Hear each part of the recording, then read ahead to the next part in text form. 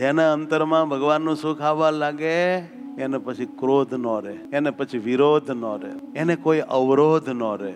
એ તો સહેજે સહેજે પરમાત્મા થકી બોધ પામે અને અંજવાળું એને અંતરમાં પ્રભુ પ્રેમને કારણે રહ્યા જ કરે, એને અંદરથી સુખ આવ્યા જ કરે.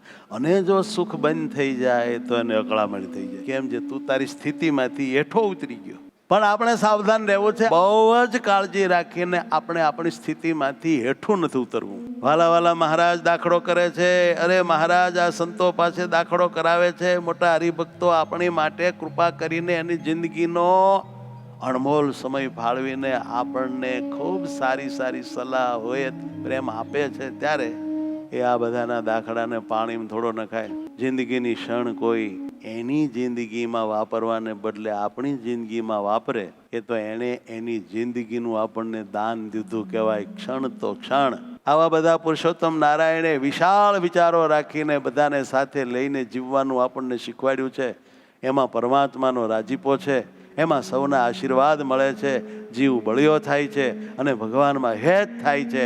અને ભગવાનમાં હેત થાય એ જ આપણી કમાણી છે, એનાથી જ ભગવાન મળવાના છે.